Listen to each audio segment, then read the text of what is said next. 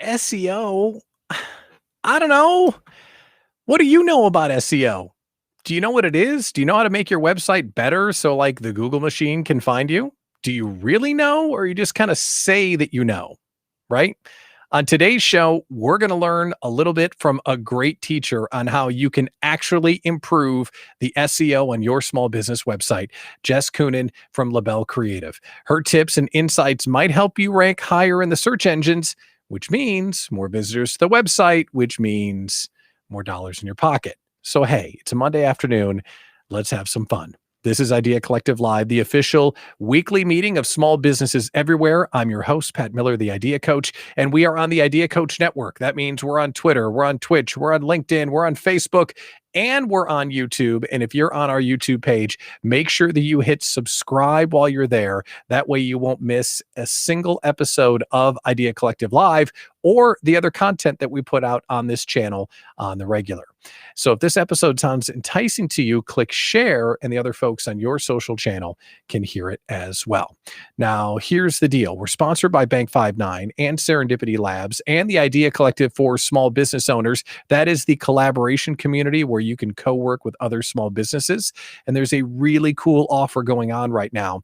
If you are a customer of Bank59, they'll give you a free year in the Idea Collective. What? 12 months? Free? Yep. Free. So if you are a bank member of Bank59, go talk to your small business banker. If you're not a member, move your banking to Bank59 and enjoy that free year. We're excited to be a part of their partnership. All right, so we got some other fun things to do today. We are going to announce the winner of our Guess the Big Game contest, and we are going to ask for your help. We're going to drop into the chat here a survey. We want to know what was the best commercial during the Super Bowl yesterday. And thanks to JB being the tech goddess, she has put together a survey for us. And this is only going to be live during Idea Collective Live. So when you see the link, drop it in the chat, JB, and let us know that it's there. Click on the link, and then you can go there and tell us which commercial was your favorite. Now, here's what we decided to do. We're going to let you vote for 3, right? Because there's more than one that maybe you enjoyed. So your top 3 commercials from the Super Bowl, put it inside the chat link. And at the end of the show, we'll see who the winner is. And we'll tell you who won our Guess the Big Game contest with the Idea Collective. Somebody's going home with a big old bag of cheese. Not a bag, that'd be kind of gross. A gift basket from the Wisconsin Cheese Mart. The person that won the contest was only, I think, 2 points off the total and had the winning team, which is pretty cool. Plus some other announcements we've got. So we got a lot to do. So let's get down to business and welcome in our expert guest, Jess Coenen. Coenen, it's going to take me a while to get used to that, Jess, founder of LaBelle Creative. How are you, my dear? I'm good. How are you? Good, good. Congratulations on the nuptials. That's why we have another last name, right? Other one, yep. It's like I should just go by Jessica, like Beyonce, because it changes so much, it seems. You should. I'm just Jessica. That's it. That's all I am. All right. So we're talking about SEO today, and thank you for coming on to give us some of your brain power because we're excited to learn from you. So what is SEO and how does it work? Give us just the overview of what's going on here. Yeah. So just the simplest way to think about it is it's just the right words in the right place at the right time. So, and how it works is basically the way I like to think about it is if you think of the back end of your website, it's kind of like a contact form. We've all filled out contact forms, name, phone number, little places where you can put information. It's similar on the back end of your website, whether you're using code or you're using some kind of visual builder. It's just putting the right words, the right string of words into the right place so that the search engines, Google, Bing, all of them can find you and find your content. So that's how you talk to the search engines. That's how it knows who to send your way and where to rank you inside the search results. Mm-hmm. At a very high level. It's when someone's searching, when you think about, when you hear the word organic traffic, you'll hear that, you'll see it you'll see the word organic or referral in your Google Analytics. What they're saying is the organic traffic is someone Googled, ideas, ideation, brain power, community. And the goal is for Idea Collective to come up to the top, right? Right. That's right. So small business banking, Bank59, right? We want those to come up to the top. Now, in order to do that, you have to be using the words that your searchers are using and your audience are using. So there's some amount of analytics and insight that you'll need to have into your audience to get there. But if they're using the words and you have the words in the right place on your website and you're using them in a certain concentration, a high number of concentration, it should impact your rankings on a very high level. The high level or low level for someone like me, like I get it, like I'm starting to get it a little bit. What do people not understand about SEO? Because there are a lot of questions and we're going to invite folks for their questions, but just in general, where do their eyes glaze over when you talk to them about SEO? I think as soon as you say SEO, people's eyes are glazing over. Do you want me to log in differently, Pat? Oh, no, it sounds okay. Okay. We'll go with it. It's okay.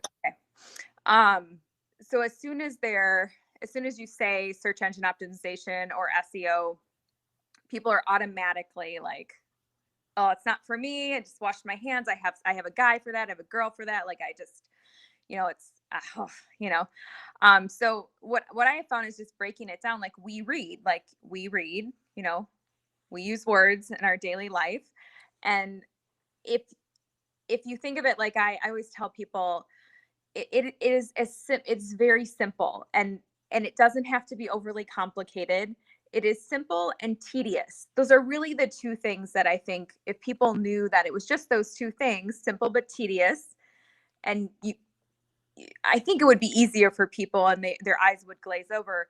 But I think marketers in general have made it seem like witchcraft and very woo-woo, and you need kind of the right, things and the right people, and don't ask questions, just let someone do it. And I think that's a big mistake for business owners to just trust that feedback instead of getting maybe a little more comfortable around it.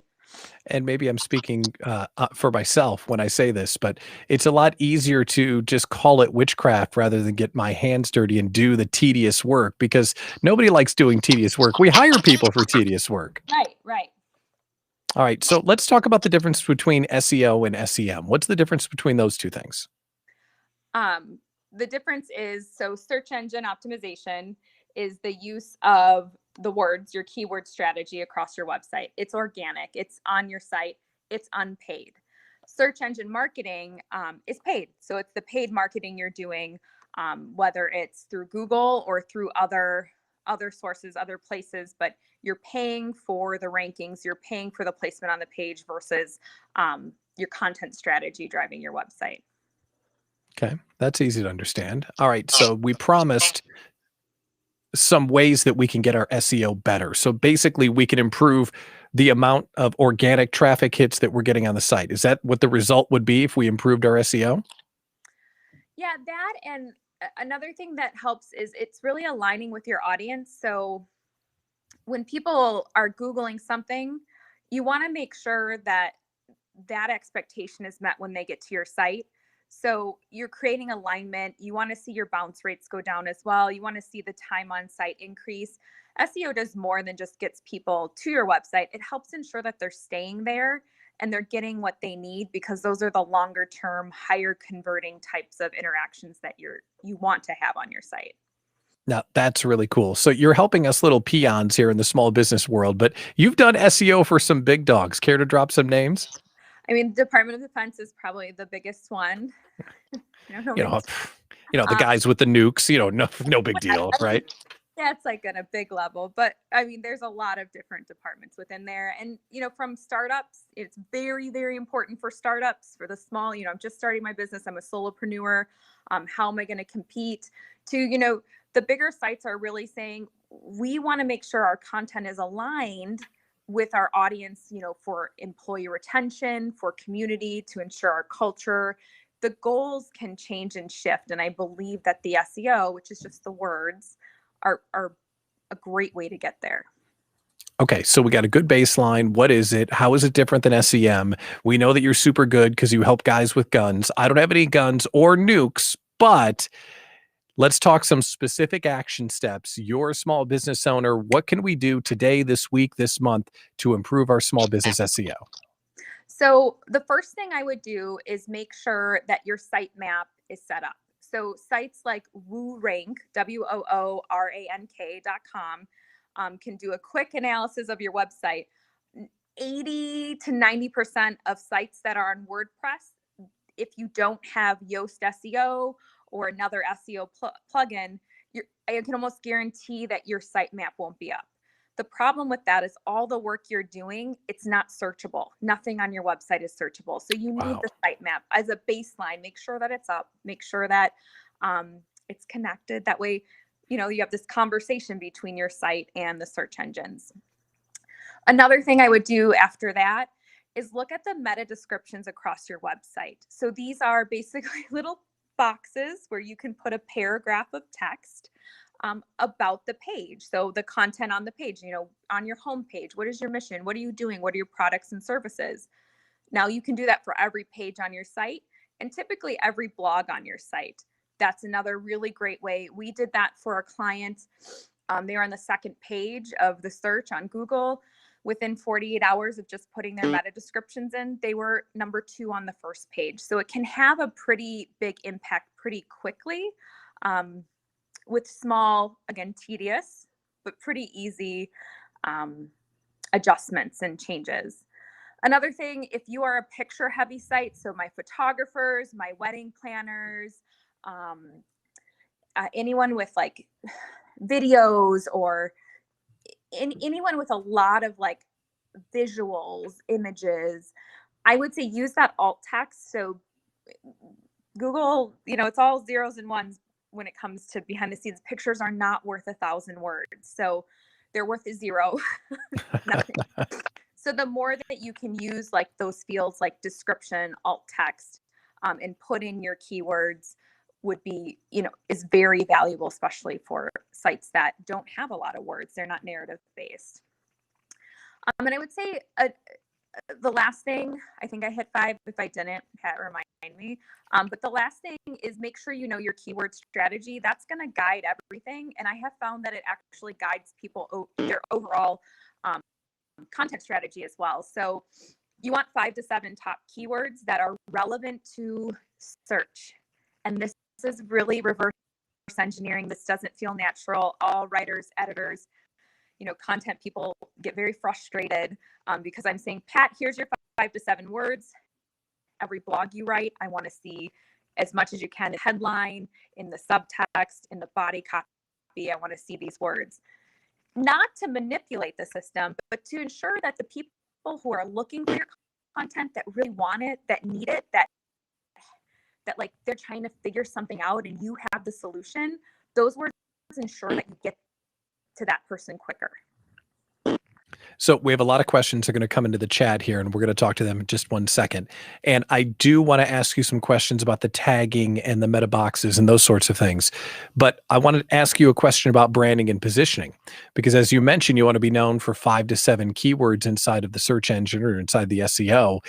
I think that kind of underscores one of the things that I really believe in, which is who are you and who are you for? What are you on the planet to do? When someone says I'm all things to all people, this would be an example where they're being penalized for that strategy, right? Right. And so you don't ever want to be all things to all people, right?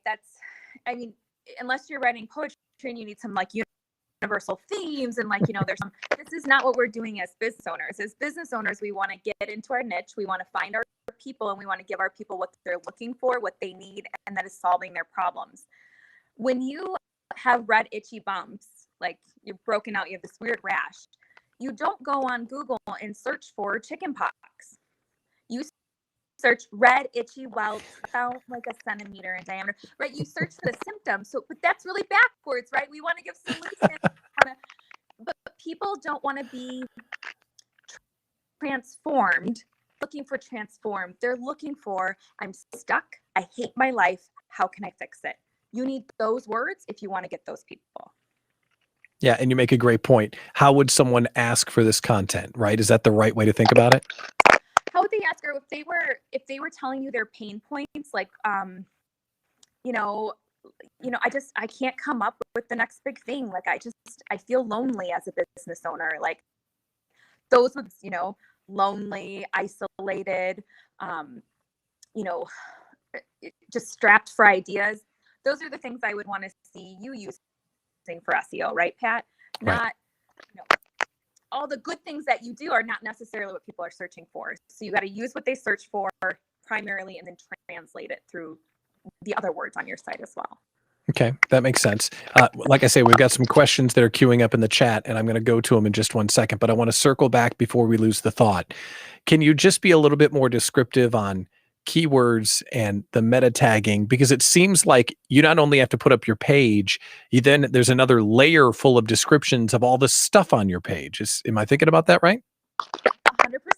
You are absolutely thinking about it right. So what you see, what's designed in the on-page copy is usually what you're paying a brand, like, someone who does your website, whether it's the developer and the designer, copywriter.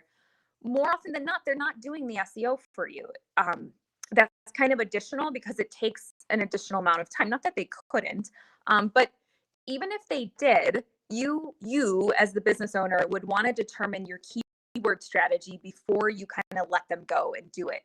Otherwise, they might not know your keywords. They might not have done the research, and you above all need to pick that and know that because it's your brand and your business, and it's really your audience and clients.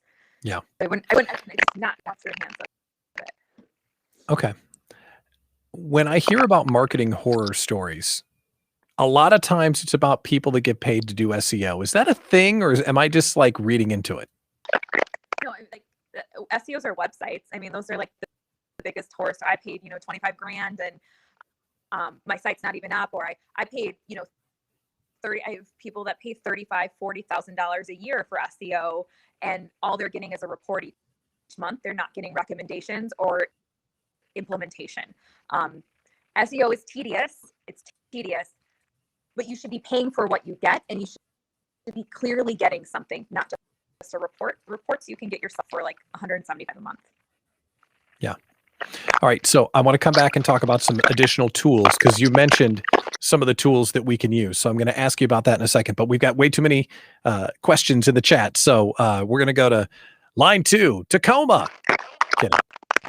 LinkedIn lady wants to know, okay, question for Jess. Do meta descriptions need SEO keywords, or are they more like regular words describing the page? Any thoughts on that? Yeah, for sure. Hi, Sue. So absolutely everything. So there's a hierarchy to SEO. It starts with your URL. That's the most SEO rich. It moves to title tag on your page, which is what is bookmarked. Then goes into your H1 header. So there's like a hierarchy. What is more SEO rich on your page than not? Everything should be leveraging those keywords if possible. The meta descriptions you have more space for. So you have more characters. So use the keywords, but then also, know that no one, the only time people see the meta description on your page is if they're searching and it comes up kind of like that Google preview you see where there's the headline and then the meta description.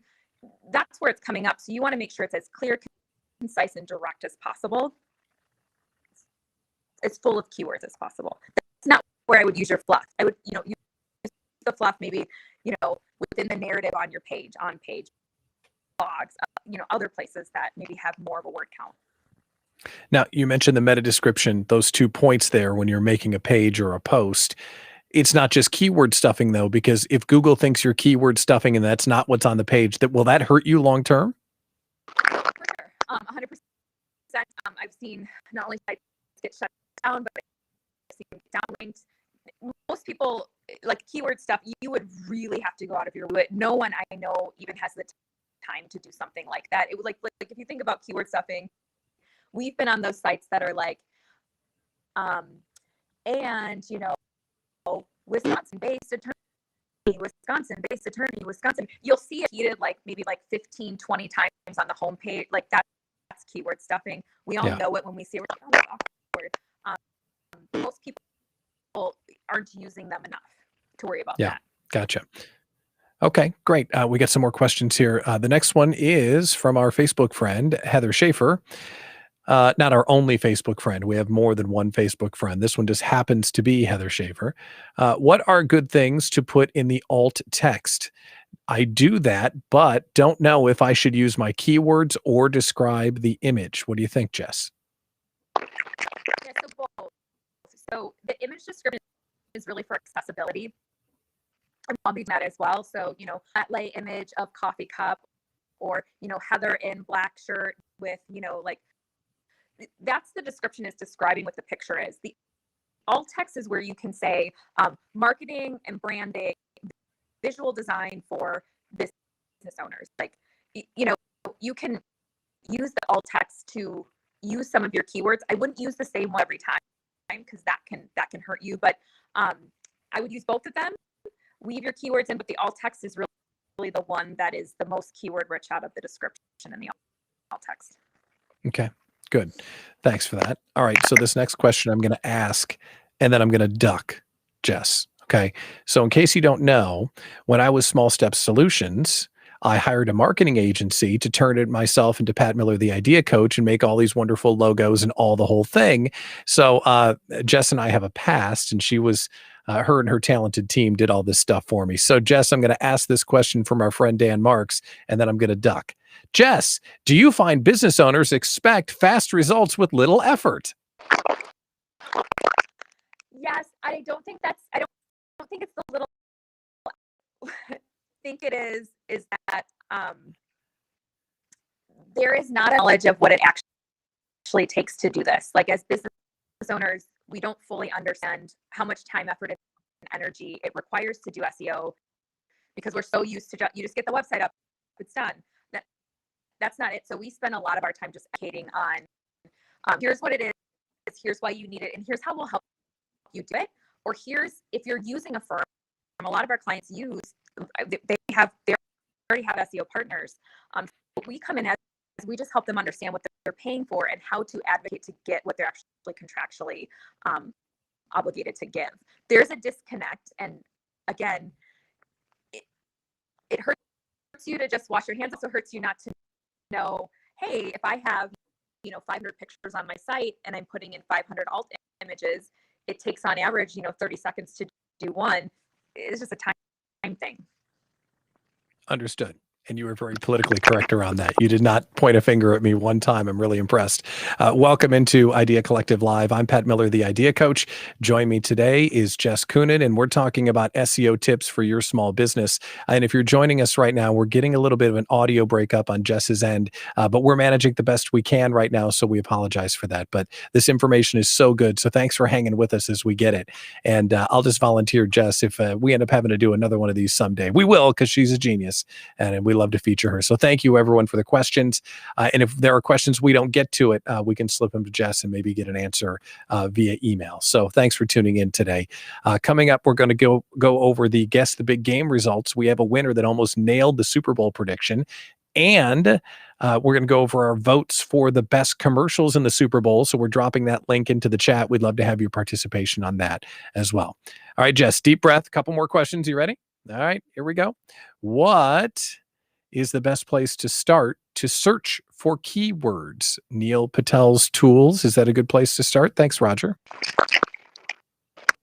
I think Neil does a lot of great things. I disagree with some of his strategy, but I would say go to someone like WooRank.com. You can immediately, for free, do an overview of your site. It's a 70-point checklist and see what's working, what's not working. For $175, you can look at your competitors and see their keywords. SEM Rush is another really great one, just keywords and strategy and how to make sense of it. And those would be the two I would start with, because Neil can sometimes be a little metaphorical and theoretical, and I think that's not helping people as much as seeing directly, these are my keywords. This is what Google thinks my keywords are. When it's relevant and meaningful, business actually make change and they take notice. When it's just theoretical, we're all like, whatever. Okay, cool. So I would have to side of that. You literally did the eye roll emoji there. I was impressed by that. We got the full head-on eye roll there. All right, next question coming from Benny Picala. How do available tools for SEO on website web hosting platforms stack up? For example, when considering building a custom website, building on WordPress, Squarespace, or Wix. Any thoughts on that? Yeah, I would never build on Wix. It looks great, and then it ends up being like a terrifying user experience for small business owners. WordPress is great. It is like the behemoth, and it's really great when you have a team or a resource who knows what they're doing, not someone's brothers, nephews, uncles, sisters, nieces, daughters, girlfriend who happens to do it on the side, which is literally 85% of what happens with small business websites. We are Squarespace design experts. We've done some of the biggest sites out there on WordPress.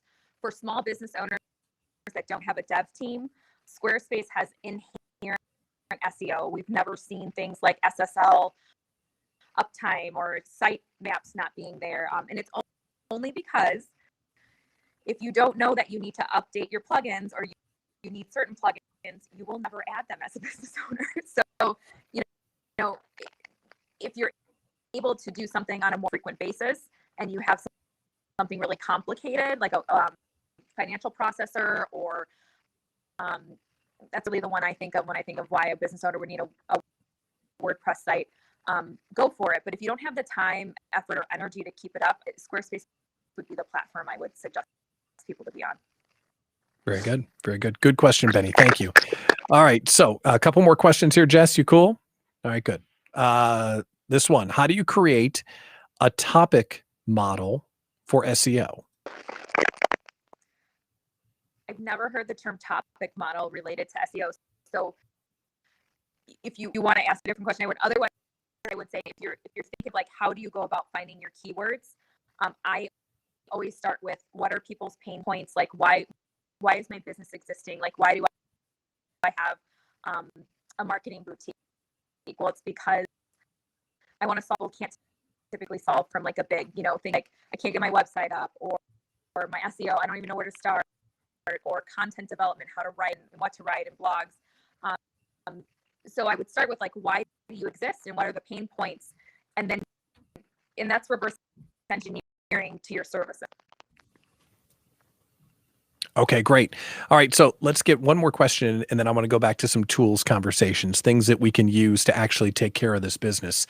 But this lovely lady, where should I start to fix? That's my wife, by the way, in case you're just welcoming the show. I'm not like hitting on a random caller on the radio show. That would be really inappropriate. So for my lovely wife, Abby Miller, where should I start to fix my website's SEO?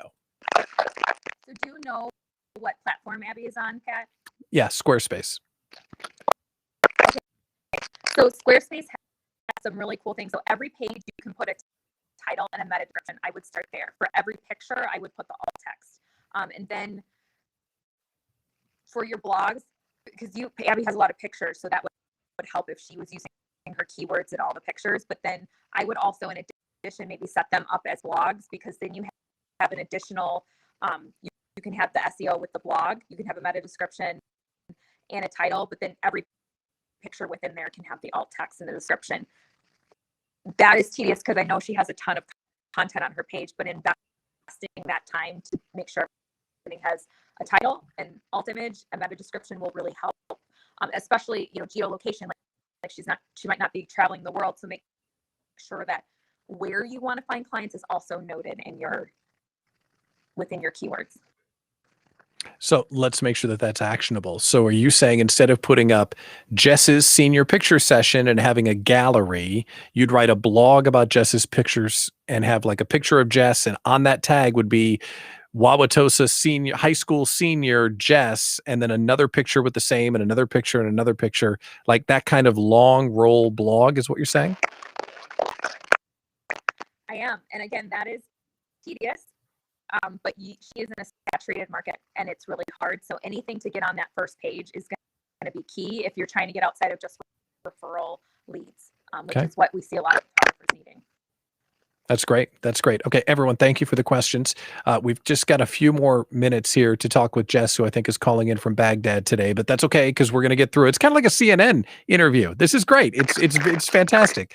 No, it's great. Don't worry about it. The information is that good, right? That's what's good. So let's go back to the tools, Jess. You're an expert when it comes to giving us materials. Like, what are some of these tools? You mentioned SDM Rush and some others. Like, what should we have in our toolkit? Yeah, so if you don't know your keywords, the first thing you're going to want to do is, okay, what are my pain points? And then from there, you're going to want to go to something like Google Trends. You know, what words are people actually searching for? This is not anecdotal. It's not metaphorical. It's not, you know, what does Jess think the word should be?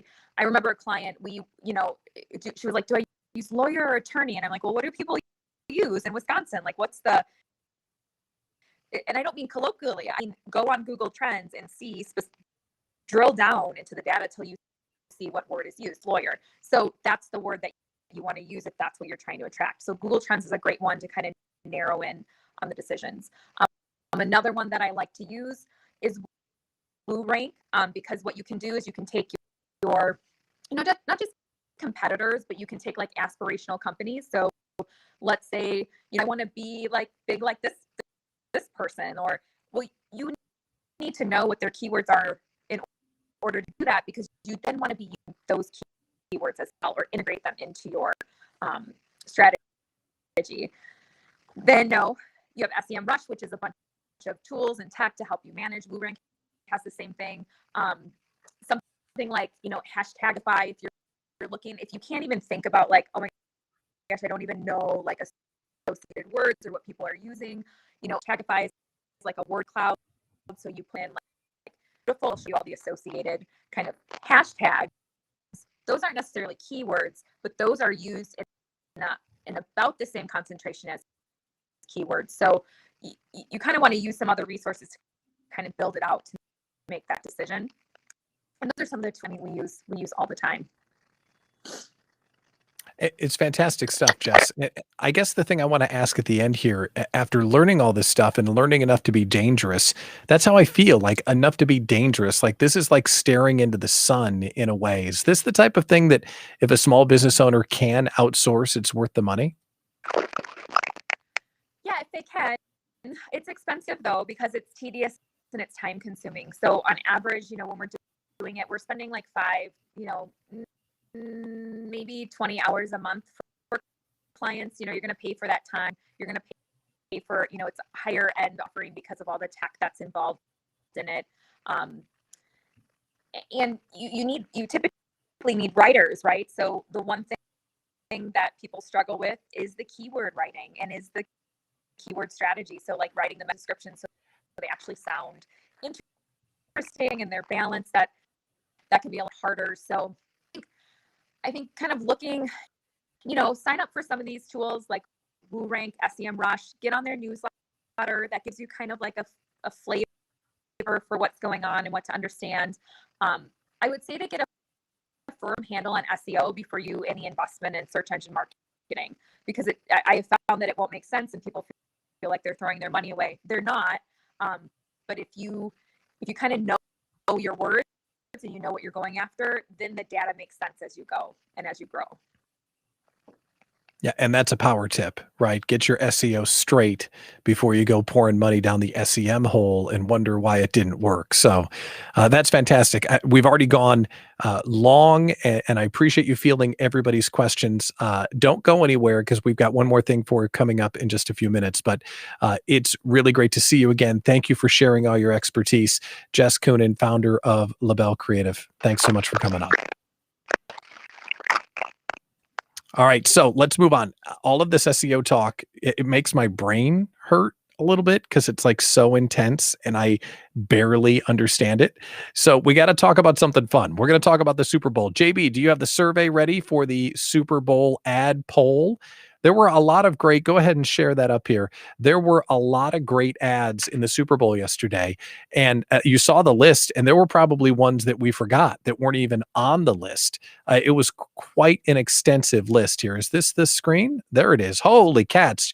All right, JB, that link is just a little bit small here. So can you tell us who won the ad poll? You betcha. So I only put the top 5 in, and shocking to me, the GM ad with Will Ferrell, No Way Norway, was the by far winner. Weird. And then the next was a much more, storytelling type of ad. Toyota's Jessica Long, Paralympic swimmer. Sure. And then we had the M&Ms Come Together with Dan Levy, DoorDash with Sesame Street, and Tide with Jason Alexander hoodie. Those were the last of our top 5. That one was really clever. I thought the hoodie one. I loved the Will Ferrell ad. You're acting like you didn't like it. Did you not really get it? I'm not a fan of Will Ferrell. Oh, well, there you So go. right there. And the fact that nobody else could appreciate the Shaggy Cheetos ad makes me disappointed in this whole audience right now. Because it wasn't me. Oh, that's funny. So here's what's cool. Last night, of course, I'm on marketing Twitter, right? And I'm looking at marketing Twitter, reacting to everything.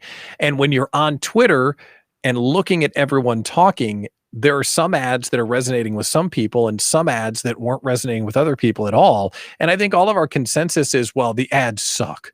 No, we're just not used to being broadcasted to anymore because this is a fragmented culture now. And if you don't watch broadcast television, you will only see ads that are targeted at you because everything's targeted at you.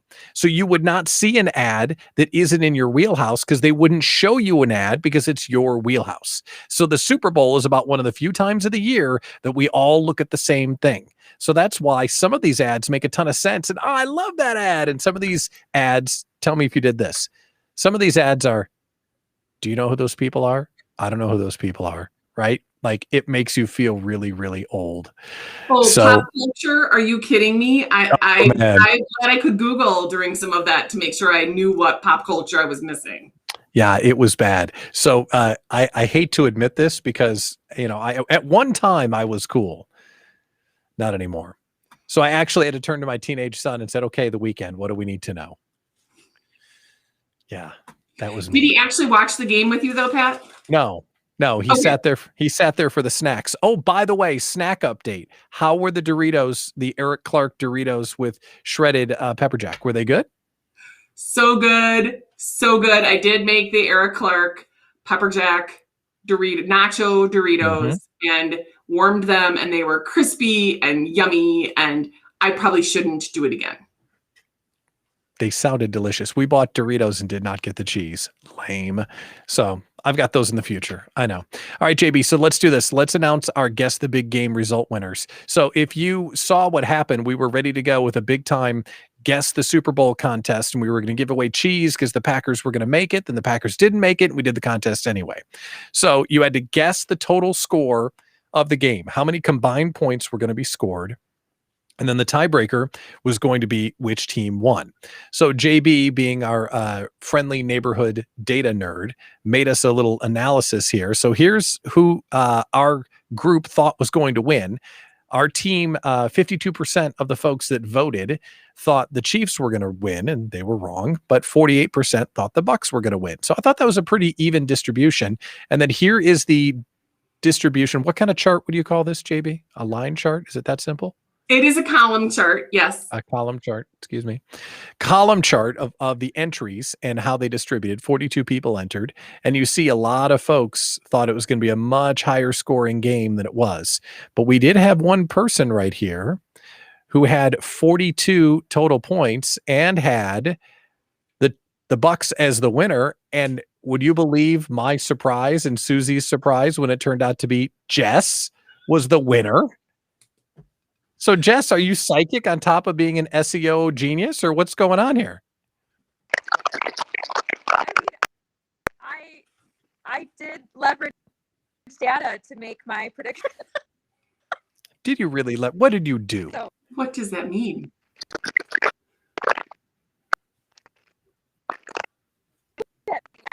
you look at like people's, I mean, like, what are they betting on? What's, you know, I look at those things to make bets, and so. Yeah. All right. So you had an inside track. Typically think it's going to be a higher. Yeah. Impressive. Oh, all right. Things suck so bad.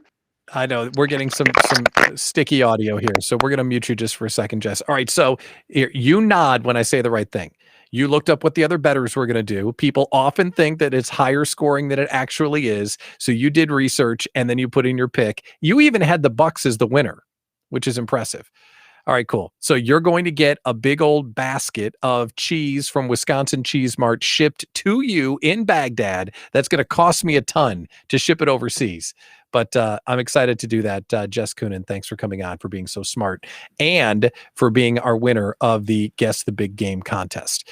Okay, yeah, she works with the Department of Defense. Can we stop saying she's in Baghdad? Yeah, well, that means she might be in Baghdad. Your statement. For all Okay, you know. fair enough. That's true. All right, I lost my screen here. Where did everybody go? There you are. Good Lord. Technical issues today.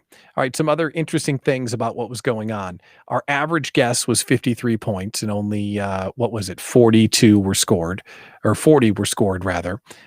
And our lowest total point guesser was Abby, who guessed 17 points. So that's great. And our highest total point guesser, Sandy Wysocki, she was rooting for 76 points yesterday, which was just a little bit hot. All right, there's one other thing I want to show you that I saw today. And this is totally different. Changing subjects completely. Okay. You know, the world of your social media that is obsessed with your why, that's obsessed with your personal brand. Your company has a mission. Everything has to be meaningful.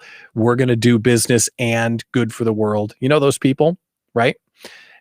I saw a living example of that today, and it was so good, I wanted to share it.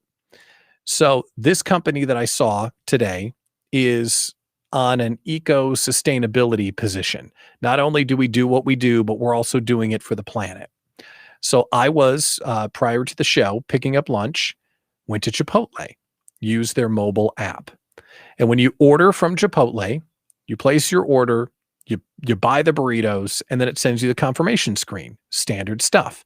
But then they had this on their confirmation screen, and it was a footprint. And they called it a Foodprint. So you know me, that's like idea coach catnip right there. Foodprint, that's good stuff. Okay. But what it did is it described how your order impacted their mission to do better for the planet. That this order, because they're using ingredients that are better for the earth, or however they're justifying it, but fewer grams of carbon in the atmosphere, more organic land was supported, fewer antibiotics. You see what I'm saying here? So why do I care about my burritos doing good for the planet? I saw this and thought, okay, I'm bringing this to the group because I want you to consider your why, what your company stands for, and I want you to think about where in your checkout process, where in your email communication, where in your validation can you give credit for your mission to your clients? Because if you look very closely at what they're doing here, your order makes a difference. It doesn't say Chipotle saving the planet. It's saying your order makes a difference, and here's how. So if you're asking your clients, or let me rephrase, if your company is on a mission to do something, how are you letting your clients feel like they're the ones that are doing the thing? And I think this is really, really good. So I saw it and thought, you know what? I want to show everybody in the show today because I thought it was really impressive. So I'm challenging you to think about it as you think about your company's mission and whether or not there's something along those lines that you could put into what you're doing. All right, few quick announcements, and then we are off to the after party for Idea Collective Live. And if you're not familiar with that, after the show, we get off here of YouTube and all the other channels, and we hop over to a Zoom and we BS for a while. I mean, we network and get to know each other for a while. So it's on that link right there on the screen. So grab it before we sign off. But the announcements today, we are getting ever closer. We've got a little bit over 2 weeks before the Young Guns main event happening on February 25th. And we have a special offer for Idea Collective viewers. For only $59, you can get a ticket to the event and a copy of Martin Lindstrom's new book. It's really supposedly really good. I haven't read it yet. Mine's in the mail. But The Ministry of Common Sense is the title. And this event is going to be really cool. Martin Lindstrom, international keynote speaker. He's anchoring. Shay Rowbottom, many of you know Shay, just voted the #1 LinkedIn influencer by Forbes. Jay English, my guy Jay English, the cross-cultural coach, he'll be on stage. And we just announced today a poll is up because we're allowing people that applied to compete to be the opening act at the event. So a poll is up on my LinkedIn and the other Young Guns LinkedIn where you can vote to say who should be the opening act of the main event on February 25th. So lots of neat things happening at that event. And I have not yet started to panic because I'm the guy that produces the event. So I got about another 4 or 5 days before I start to panic. So that's all good. All right. So that's that. The other thing I want to do is remind you of the 12-month free offer from Bank59. If you're watching this show and thinking, man, the Idea Collective sounds like a pretty fun place, well, you can get into it for free for a year from our friends at Bank59. Hit that link, bank59.com/Idea Collective. Talk to Morgan and Jeff, and they'll be able to tell you more. So check that out right there. Okay, with that, we are off to Idea Collective Live After Party Networking. Come on by, say hello, meet the people that you've seen inside the chat, get to know each other. If you have questions, we can maybe talk to Jess if she's there, or kick around some SEO conversation, or just talk about the amazing Dorito nachos that JB made yesterday. So with that, a big thanks to our guest today, Jess Coenen, founder of LaBelle Creative. So smart. And her ability to explain that stuff to dumb people like me, very valuable. So thanks, Jess. We appreciate it. And congratulations to her on winning the contest. That's like back when we played poker all the time. And by the way, how come we don't have a poker game? Can someone make that happen, please? But back when we'd play poker, we'd call that scooping the pot. So Jess scooped the pot today on Idea Collective Live. So well done. If you're watching us on YouTube, make sure you hit subscribe before you log off. We'll see you in the After Party Networking. I'm Pat Miller, the Idea Coach. Thanks for coming by. We'll see you inside the Idea Collective.